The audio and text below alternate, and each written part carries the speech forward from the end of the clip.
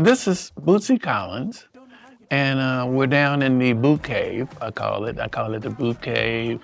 I call it the rehab because this is a place where it started me to get back on track with music. And actually, rehab is the real name, but the boot cave, I kind of just threw that in there.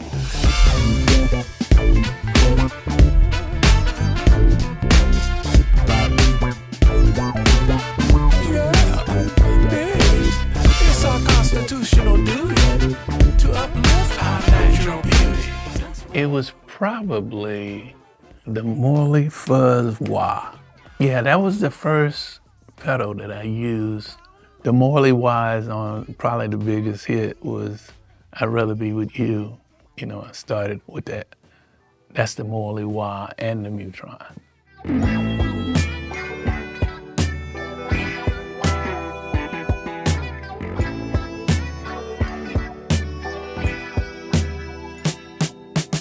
Those two right there was like, you know, and to this day, I mean, you got a lot of people that emulate the sound of it, but it don't work like, you know, because the Mutron just works with the force of your fingers, and you have to know how to tap it lightly or hit it hard, you know, and it's all in just experience. When you just experiment with it and find out, oh, that's what, oh.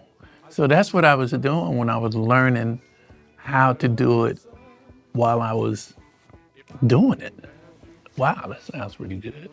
Learn how to do it while I'm doing it. That's what it was, you know? And it just felt so much exciting, like learning on the job, like while you're actually doing it.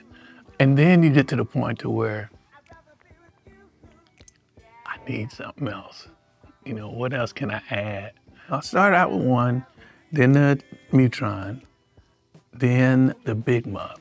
I wanted something thicker, you know, like bigger, you know. So I messed around and found out that this was the sound that I was looking for. You know, I would go in the stores, you know, all up and down Manhattan, 48th Street, and I would plug in, find out what pedals was happening. At that time, this one was killing all of them. I mean, you know, it's like, wow, Big Muff is the one. When I'm playing in a certain area, I would use a certain one. And then when I wanted to get a little rougher, I'd switch over to the Big Muff, you know, and they give you different frequencies and different sounds, you know, and it affects people.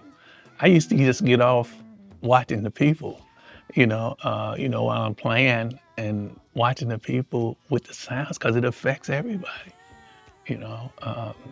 And once I saw that, I was like, oh, this is working. I see now. I mean, you know, it ain't just something to do, you know, to make me feel good. Everybody was just kind of digging it, you know. So, you know, it wasn't really normal for bass players to go off like that. So it was a good time. The timing was pretty perfect for me. I had 4 pedals when I started out. Well, actually, I built up to 4 pedals. And this was my 4th pedal by Mutron. And me and the guy that made these back in the day, we talk to this day, and he got the patent on this, and you know, and the Mutron 3. We never get a chance to meet back in the day, but finally I got a chance to meet. And it's like, man, let me shake your hand, man. Oh, this is bad. Shout out to my Falcolotopus. You know that I'm your Falcolotopus. I'm in heat, don't wanna cheat. I'm a vegetarian, but I do like meat. This is what kind of bass James Brown them were using even before I got there. And when I got there, it was like, I felt it, and it was like, you know, those cheap basses that were being made then had the thick necks. and the strings were high, and this neck, look at it. I mean, it looked like about half of the size of like a Fender P bass. And it's like that all the way down, So I decided to ask for a Fender jazz bass, which starts thin and then it gets bigger. And when you see pictures now, you always see me with the Fender jazz bass. And that was my key. But this was the start of it right here. But the Fender P bass was when I went to Parliament Funkadelic. That was when we was doing the rough, raw thing.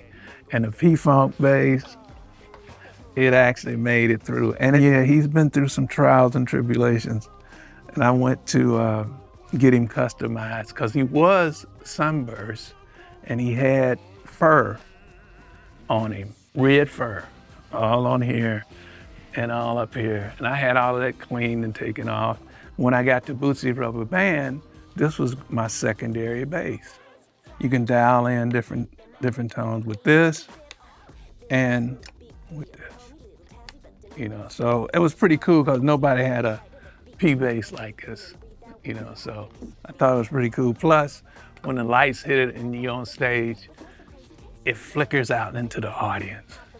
And it was so cool, I was telling you about New York on 48th Street. Everywhere I went with the picture, the same picture that I showed Larry Pless that I drew, I would show it to them and they was like, it was something evil. No, we can't do that. It wasn't no money. We can't sell that, So then nobody want to make it. And so I just figured out I'm in Detroit all the time. So just go to the music stores and find out. And I just happened to be in Warren, Michigan, looking for, this is like my last straw. And it said, Gus Zoppi Music. And then it had an accordion, and that didn't even faze me about it just being an accordion shop. I went in there because I wanted some info, where do you think I can get, a bass made? And then I showed it to the guy. He was an older guy. And he said, we don't do that kind of work here. He said, but I got a young guy in the back. He makes guitars. And I was like, can I meet him? He's like, sure.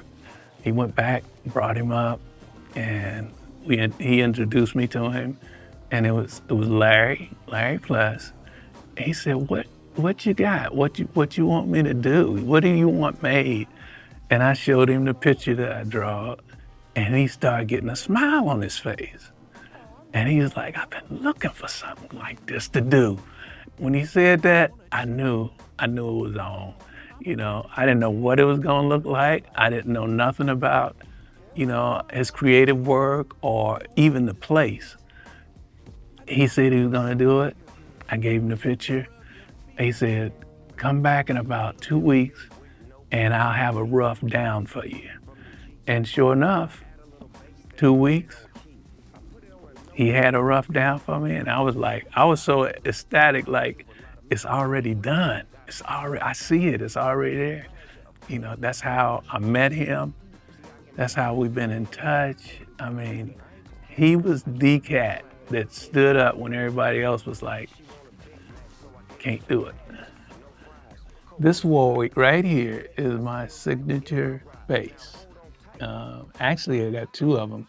The second one is just like this, sounds just like this, but it's got black stars. It's more, kind of silver with the black stars.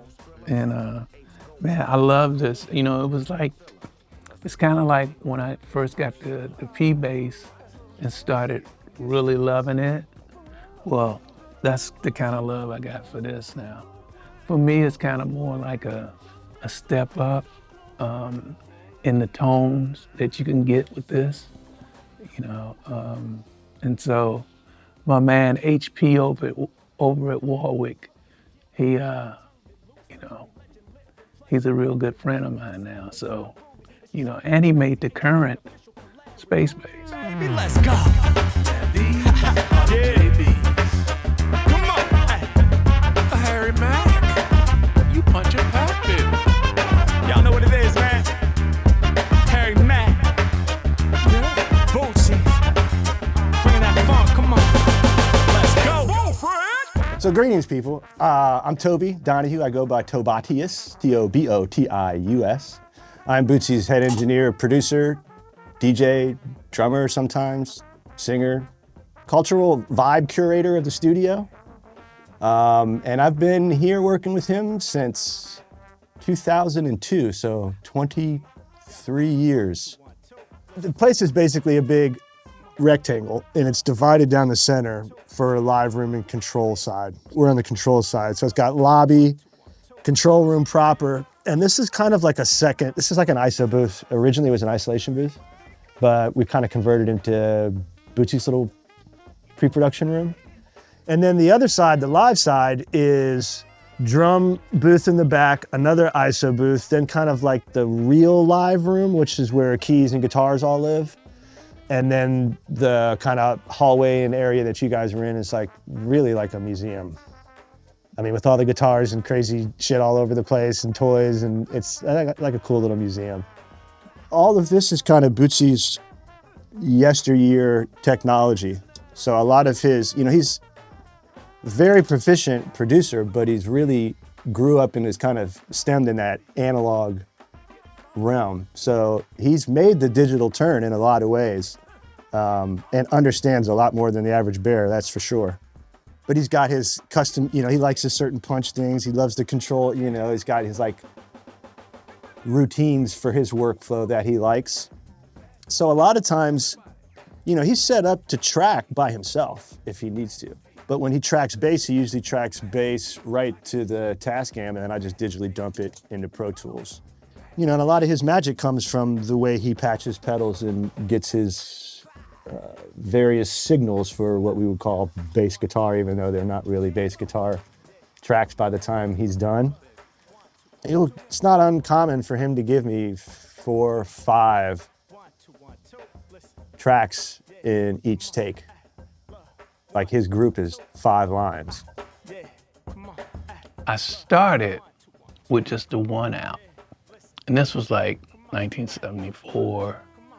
And then once we went out on tour, I started realizing that I wanted to make it bigger. I wanted the sound to kind of surround people, And so I just started adding stuff, That's when I came up with the pedal board, the 4 pedals in the pedal board. I believe I was the first one that ever had, first bass player that ever had a pedal board. And that's when it all started. Once I got to that 4 pedals, I started thinking like, wow, what if I had, a signal for each one of these pedals, And that's how that came about. This was my low end, these 2 cabinets. It was 4 18s, right? That was one side of the stage. And then the other side of the stage had the same thing. It had 4 18s in it. And that was just my low end. And people on stage, I felt sorry for them. Even the PA guys, the whole stage was rumbling, and the guys, and you got artists on the stage hollering at the monitor guy, turn it up, and he was competing with all of this mess, and I mean, it was a struggle every night. So that was the low end. The mids are over in the other arc, but they were 4 15s, just like this, but they were 15s. And so one side of the stage was 4 of those, the other side was 4, okay? And then for the high ends here, I don't know if you can see, these right here is really like the SVT cabinets. We had them covered, and we had the speakers changed to JBLs. So it's 8 10-inch speakers in each one of those. I guess back in the day, you show up with all this equipment, and Yeah. like sound guys didn't know what to make. Oh, they were mad at me. Yeah, they were very, very angry You know, it's like, oh, damn, here come Bootsy with that shit. I know, and that's what the engineer used to tell me too. I mean, my favorite engineer, Jim Vitti, he hated to see, oh, is that Bootsy? Dang. Jim Vitti was the engineer at, we call it the P-Funk Lab, but it was United Sound. Well, see, he was so used to plug and play, you know, because that wasn't cool at that time, you know. Pedals? For what? You know, why do you need pedals? It wasn't that I needed them, it's just I like them. You know, I want to try something different. I don't want to be like that sound, you know? And so telling him that, and I just had to prove it, you know, and I knew in myself, okay, he's gonna have to hear what I'm trying to do. And so by recording these records and the records started catching on, he started to catch on like, oh, they like that old watery sound, huh? Okay, well, I'm gonna help you out, boy. You became a partner in crime. Yeah. And when he stepped in, it was like, I could do no wrong then because he's helping me. He's not trying to, you know, like sabotage me because, you know, he don't want to work with that. He started loving it. The current setup is, this is like 3/4 of my main pedal board, and the other quarter is right here. So instead of 3, 4, now I got 5 channels of bass that come out at the same time, so I don't have to overdub to get the space bass sound.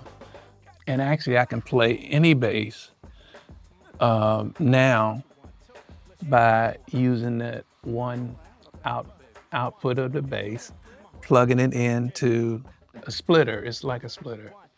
And so that's how I do it here in the studio. You know, on stage you have to do it. Well, you don't have to, but I always do it, you know, the regular way. Each one got its own separate output, you know. And so when you get a chance, you will check out what we're using over here. And I got up to 8 splitters, which I can go all the way to, if I want to add anything else above 5, I can go up to 8. So I can have 8 channels of bass, and people will be looking like, what the heck is going on? Thing people have always chased for Bootsy is like, what is that sound? How is he getting that shit?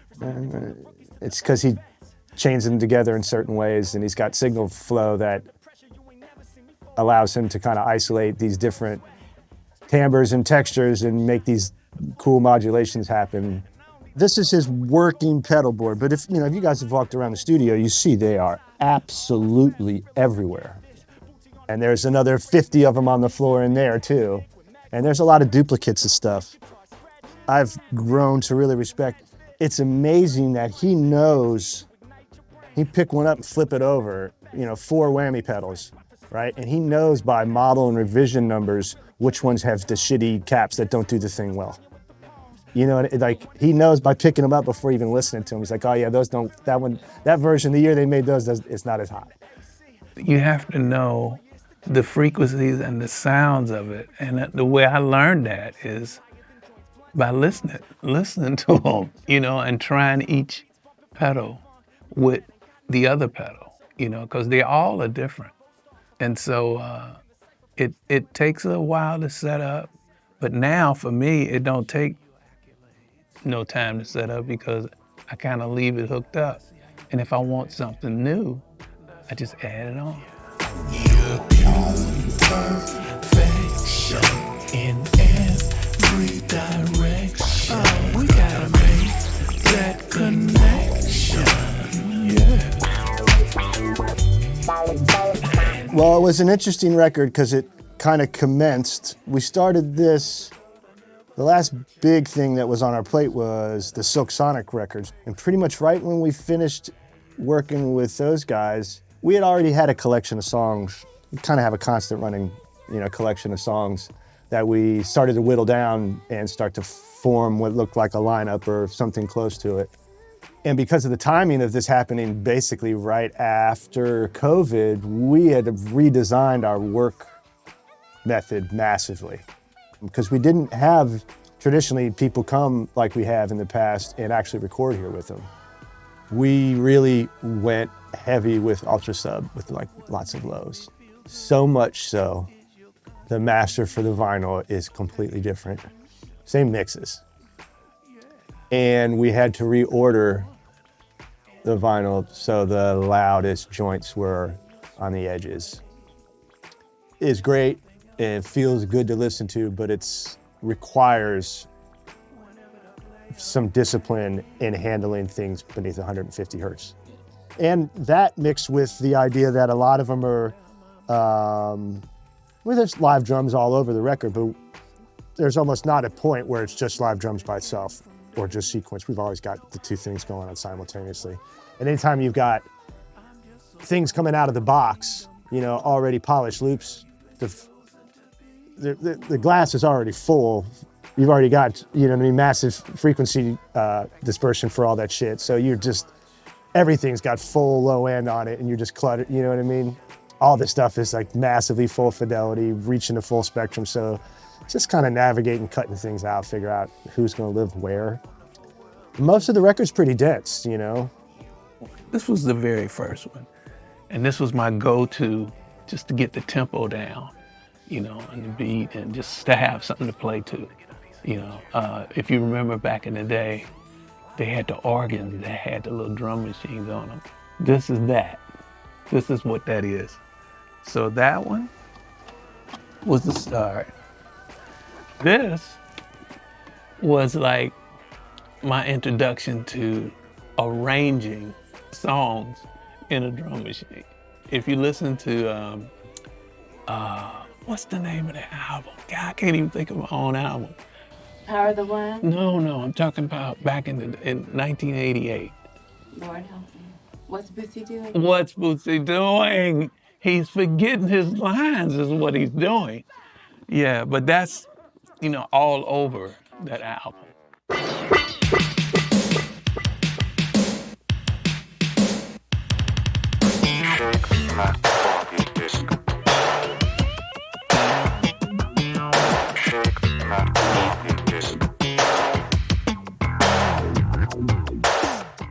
This was the one we cut Buckethead land on, right here.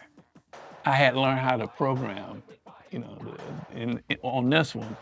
And then this one was really easy, you know, for doing Bucket's record.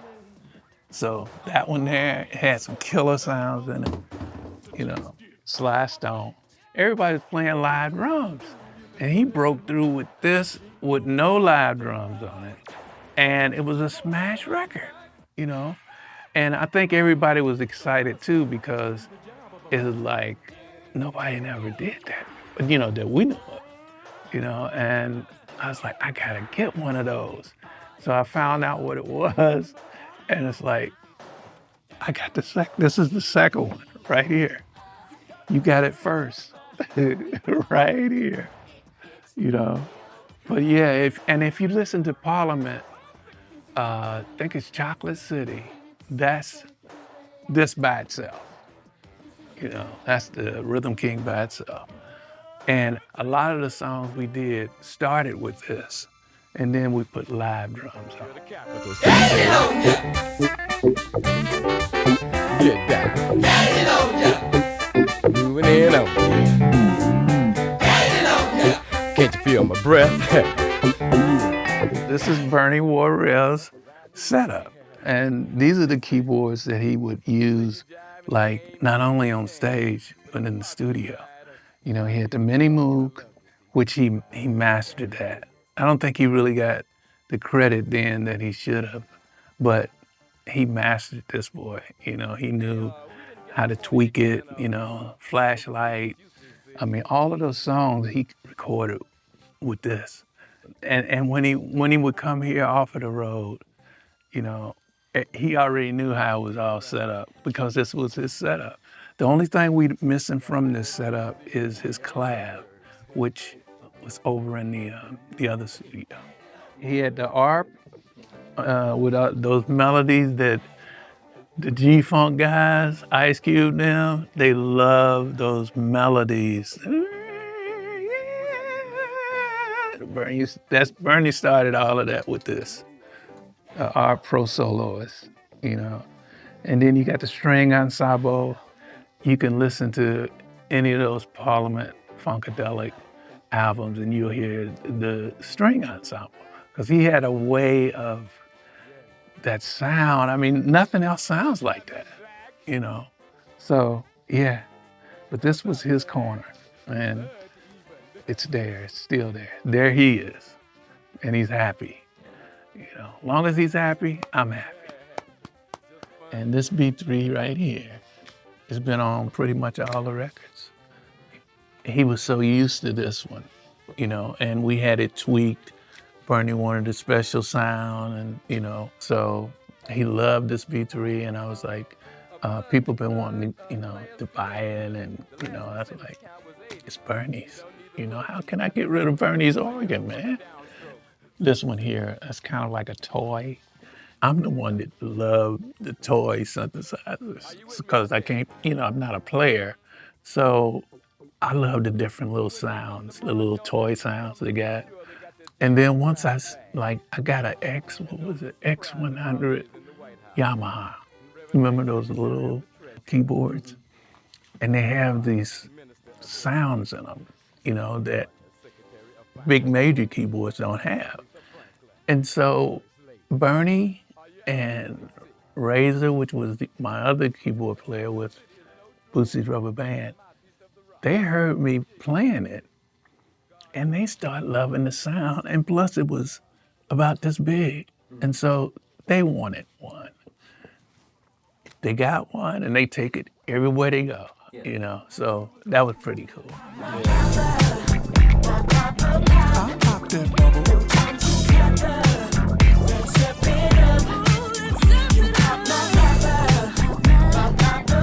Bubble poppin', baby.